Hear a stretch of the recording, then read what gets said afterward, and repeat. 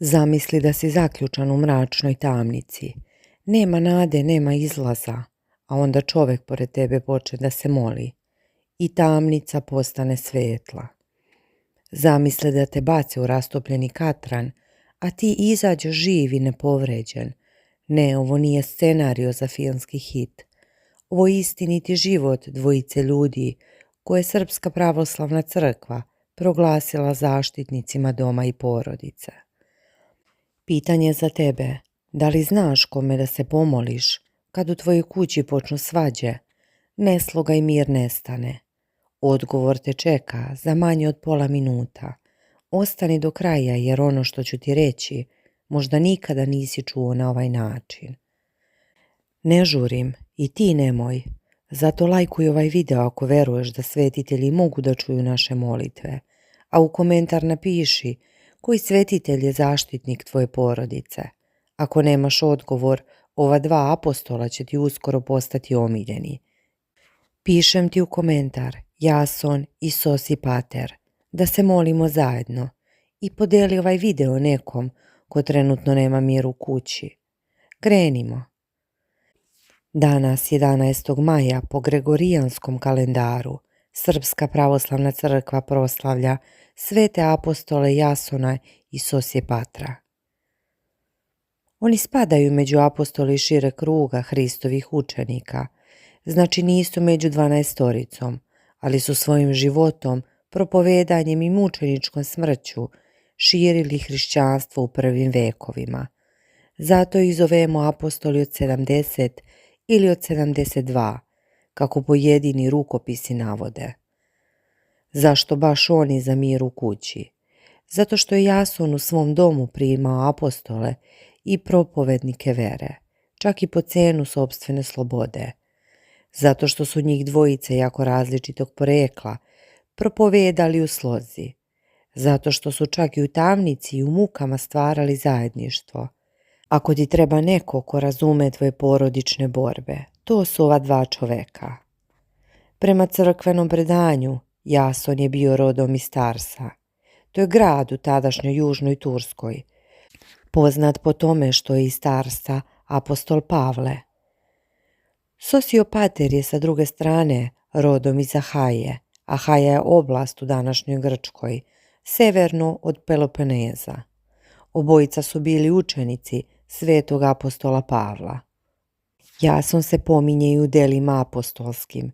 To je knjiga koju je napisao evanđelista Luka.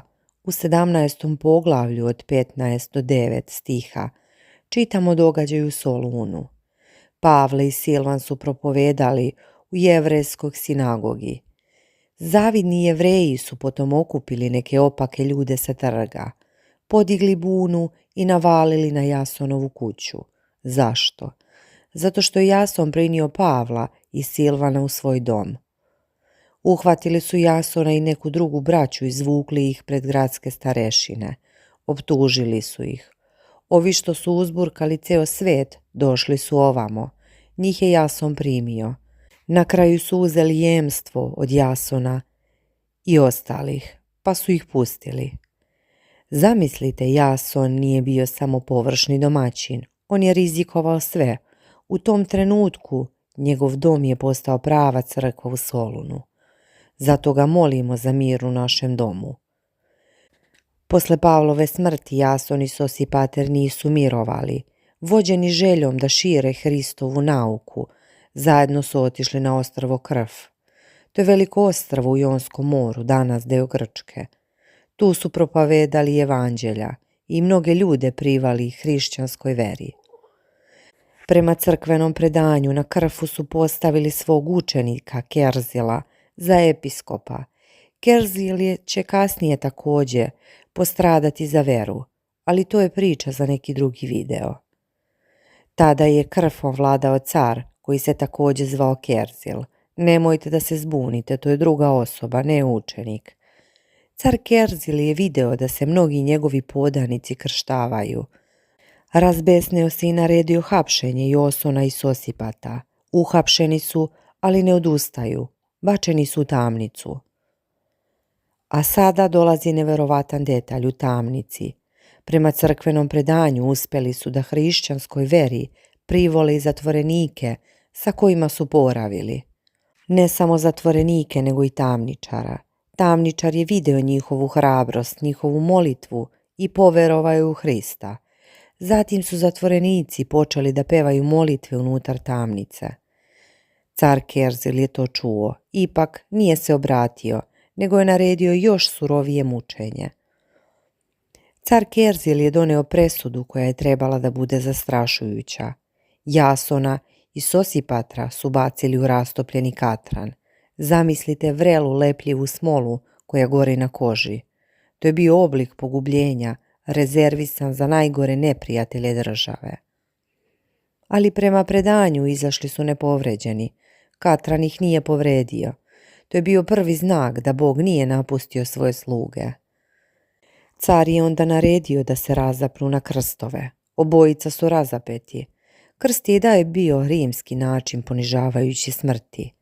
Ali dok su visili na krstovima, Jason i Sosipater nisu prestali da propovedaju. Pozivali su ljude koji su dolazili da ih gledaju, da se pokaju i prihvate Hrista. Konačno, kada je car video da ni krst ne lomi njihovu veru, naredio je da ih mačem poseku. To je bilo milosrdnije od krsta, ali još uvek surovo. Tako su primili mučenički venac. Njihova tela su sahranili hrišćani na krfu i od tog dana počeli da im odaju počast. Zašto ovo pričamo tako detaljno? Zato što je mir u porodici kada se svađamo oko sitnica zapravo blaga kušnja u odnosu na ono što su oni pretrpeli. Ako su oni usred katrana i krsta ostali složni, kako se mi ne bismo pomirili za trpezom? Ima nekoliko razloga. Prvi, Jason je primjer domaćina. Njegov dom je bio utočište apostolima. Nije pitao dakle si, koje si veroispovesti, primio ih je. Zato je on zaštitnik gostoprimstva i porodičnog mira. Drugi razlog, Sosipater potiče iz Ahaje, Jason iz Tarsa, jedan Grk, drugi Jevrejin iz dijaspore. U to vreme ti narodi nisu živeli u slozi, a ipak su oni zajedno propovedali, zajedno trpeli, zajedno umrli. Simbol su sloge među različitima. I šta je porodica nego skup različitih ljudskih priča? Treći razlog, u tamnici su ljude raznih sudbina privili veri. Znači znali su da razjašnjavaju neslogu, da lome okove mržnje. Upravo tu tražimo u molitvi za dom. Evo kratke molitve koje možeš da izgovoriš pred njihovom ikonom. Rekao bih ne liturgijske, već narodne.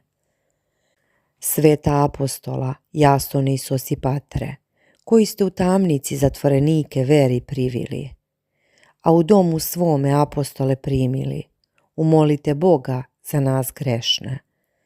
Podarite miru kući našoj, slogu bratstvu, ljubav srodništvu, kao što vi ni u mukama niste klonuli. Tako i mi u međusobnim razmiricama potrožimo slogu. Dodaj 3 puta Oče naš i molitvu svome anđelu čuvaru. Jason i Sosipater nisu zaboravljeni apostoli, oni su živi pred Bogom. Njihove mošti su prema predanju delimično prenete u Carigrad, delimično ostale na Krfu. Hiljadama godina kasnije mi ih pominjemo po imenu. Pitanje za tebe ostavljam u komentare. Da li si ikada čuo za njih? I da li ćeš od danas njih moliti za mir u svom domu? Klikni na like ako si ostao do kraja. Podeli ovaj video sa nekim koji ima tešku porodicu. Pretplati se ako želiš više ovakvih priča o svetiteljima. I zapamti, tvoj dom može biti utočište kao Jasonov. Samo treba da kažeš, Gospode, daj mi sloge. Do sljedećeg videa čuvaj mir u kući, jer mir počinje od tebe. Amin.